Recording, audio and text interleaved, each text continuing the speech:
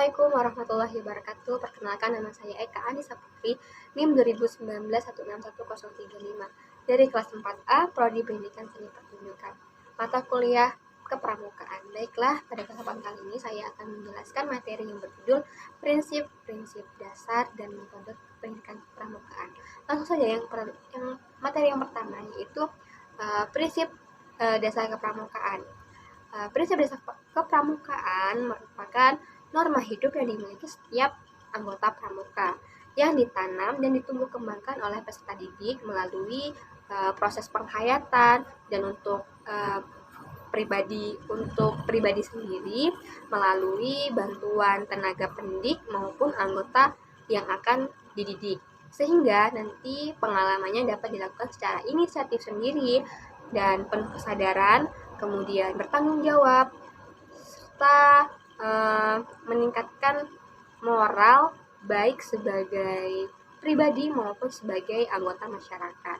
Nah, anggota pramuka juga harus memiliki fisik yang kuat. Selain fisik yang kuat, anggota pramuka juga harus memiliki sifat yang pemberani, kemudian bertanggung jawab, saling membantu, dan lain sebagainya.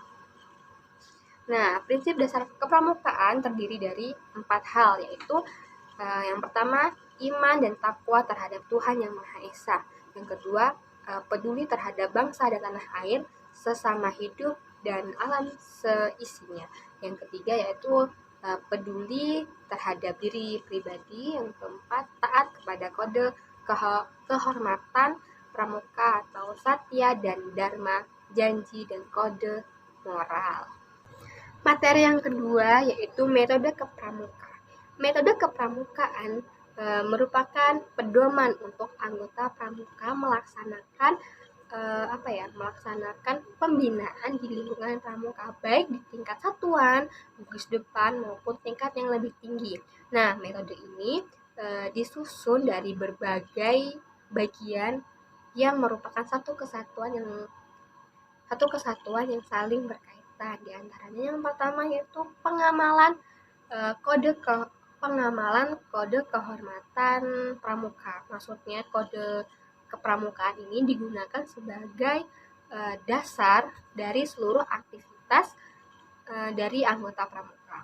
Yang kedua, belajar sambil melakukan. Nah, pendidikan dalam gerakan pramuka merupakan proses dari rekaman pengalaman saat melakukan kegiatan. Jadi, kegiatan pramuka tidak diharuskan menghafal, namun merupakan kegiatan perencanaan, melakukan, dan evaluasi. Nah, jadi anggota pramuka dapat menggali pengalaman dari hal-hal yang menjadi pelajaran dalam seluruh rangkaian kegiatan tersebut. Ketiga yaitu sistem berkelompok. Nah, di sini anggota pramuka diberi wadah untuk berlatih bersinergi dengan orang lain, kerjasama, dan berlatih untuk menjadi pemimpin dan dipimpin.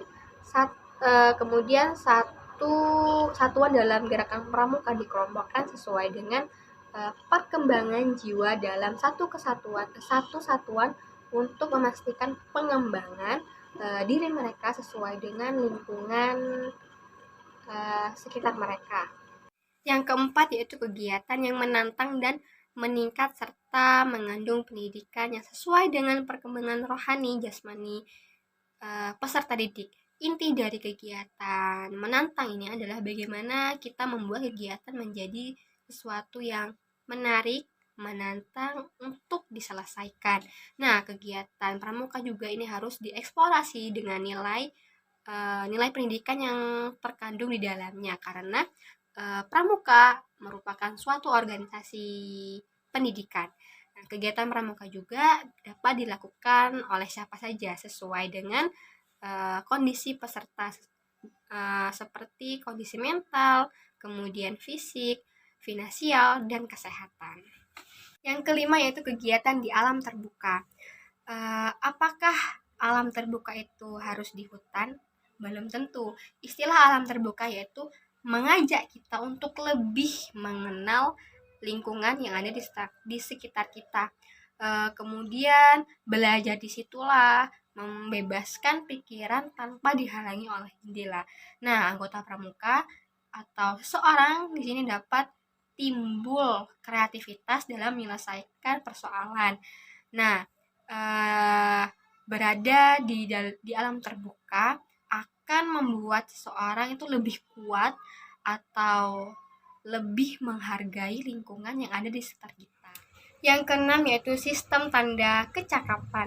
Pramuka akan memberi penghargaan bagi mereka yang telah mencapai tingkat atau skill tertentu dengan memberi badge yang membuktikan bahwa si pemakai tersebut mempunyai kualitas sesuai dengan yang tertera pada badge-nya tersebut. Nah, hal ini mengacu anggotanya untuk lebih meningkatkan kemampuan dan standarisasinya. Ketujuh yaitu sistem satuan terpisah untuk satuan putra dan putri. Pendidikan untuk semua baik putra maupun putri, pramuka memberikan kegiatan yang dilaksanakan oleh putra dan putri tanpa melanggar norma. Sistem satuan terpisah diterapkan pada lingkungan tinggal dan tempat untuk beristirahat atau tidur. Satuan terpisah ini tidak didefinisikan sebagai pemisah segala hal atau segala hal dalam gerakan pramuka. Tetapi satuan pemisah ini lebih didefinisikan kepada perbedaan kebutuhan antara anggota putra dan putri sehingga memicu untuk dipisahkannya beberapa hal dalam gerakan pramuka. Misalnya seperti pola pembina. 8 yaitu kiasan dasar. Simbol atau istilah atau kiasan yang dipergunakan dalam gerakan pramuka mendefinisikan sesuatu. Umumnya simbol-simbol atau kiasan-kiasan yang dipergunakan dalam gerakan pramuka selalu berhubungan dengan alam sekitar dan mudah dikenal. Simbol-simbol yang digunakan memiliki makna tertentu sesuai dengan sesuatu yang diwakilinya. Misalkan Raimuna. Raimuna adalah kegiatan pertemuan seluruh pimpinan pramuka, pendega, kemudian baik di tingkat kuartir cabang, daerah maupun nasional. Dalam bahasa aslinya bahasa Papua. Raimuna berarti pertemuan kepala suku untuk menghasilkan suatu kebaikan. Nah, sekian dari materi yang saya sampaikan. Apabila ada salah kata saya mohon maaf, kepada Allah saya mohon ampun. Wabillahi taufiq wal hidayah. Wassalamualaikum warahmatullahi wabarakatuh.